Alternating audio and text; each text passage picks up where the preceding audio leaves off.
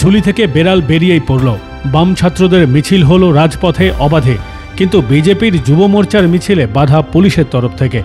এই মিছিলকে অনুমতি দেওয়া হয়নি পুলিশের তরফে, যদিও এই রাজ্যে বিজেপির কর্মসূচিকে অনুমতি না দেওয়া এবং পদে পদে বাধা দেওয়া পুলিশের রীতি হয়ে দাঁড়িয়েছে।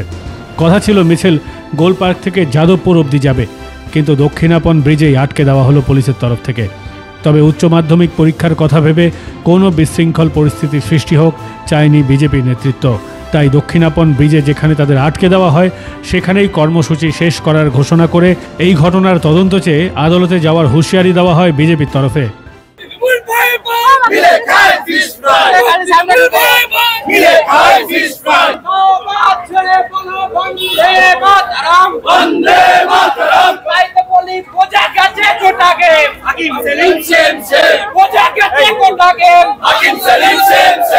বিজেপির অভিযোগ, সিবিআই চার্জশিটে অভিষেকের নাম রয়েছে এবং এই ঘটনা থেকে নজর ঘোরাতেই শিক্ষামন্ত্রী যাদবপুরে ছুটে গিয়েছিলেন।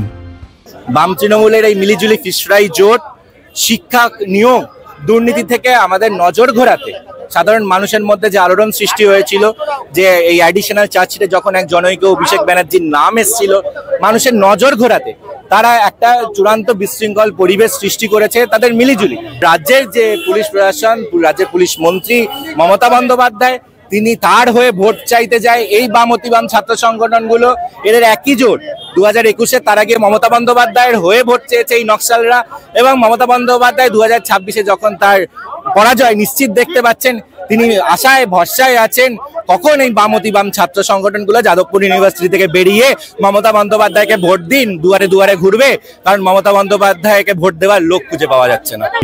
প্রসঙ্গত, এদিন পুলিশে 6 লাভ থাকলেও শিক্ষামন্ত্রীর উপস্থিতি এবং গণ্ডগোলের আশঙ্কা থাকা সত্ত্বেও সেদিন কেন এত পুলিশ ছিল না, প্রশ্ন বিজেপি নেতৃত্বের। যে কলেজে অতীতে কেন্দ্রীয় মন্ত্রী, রাজ্যপাল, উপাচার্যরা বারংবার আক্রান্ত হয়েছেন, সেখানে শিক্ষামন্ত্রীর নিরাপত্তা দেওয়া হয়নি কী উদ্দেশ্যে, প্রশ্ন তুলেছে বিজেপি নেতৃত্ব। পিসফুল মিছিল ডাকা হয়েছে আজকে, সেখানে দেখছেন হাজার হাজার পুলিশ প্রশাসন এখানে ভর্তি। আর এই পুলিশ প্রশাসন যদি চাইতো, আজ থেকে যে দুদিন আগের থেকে যে ড্রামাবাজি দেখছি আমরা যাদবপুর ইউনিভার্সিটি গেটে, সেটা দুদিন আগেই থামানো যেত। কিছু না, এগুলো জেনে বুঝে করা একটা তৃণমূল এবং এই বামপন্থীদের ব্রেকিং নিউজে থাকতে হবে। তো এই দুটো রাজনৈতিক দল পশ্চিমবাংলা থেকে শেষ হয়ে গেছে, তাদেরকে তো ব্রেকিং নিউজে থেকে মানুষের কাছে দেখাতে হবে যে আমরাও আছি। তো দুজনকে মারছে। সোমবার সন্ধ্যায় যাদবপুর বিশ্ববিদ্যালয়ের গেটে বিক্ষোভ দেখায় এবিভিপি। তাদের এই কর্মসূচি বানচাল করার পুরো চেষ্টা চালানো হয় পুলিশের তরফ থেকে। ছাত্রদের এই কর্মসূচি ঘিরে উত্তপ্ত পরিস্থিতি তৈরি হয়।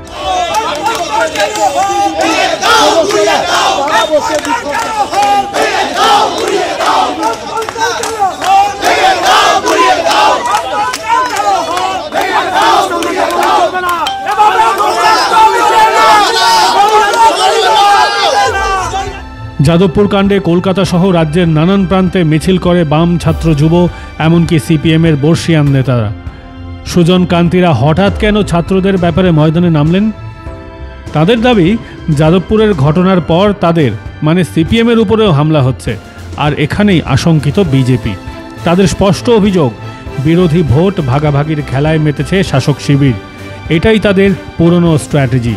তাদের জয়ের জন্য অবাধে মুসলিম ভোট আছেই, আর বিজেপির ভরসার হিন্দু ভোটেও ভাগাভাগির জন্য বামেদের প্রত্যেকবার ভোটের আগে লেলিয়ে দেওয়া হয় তৃণমূলের তরফে। ব্যুরো রিপোর্ট, মাধ্যম।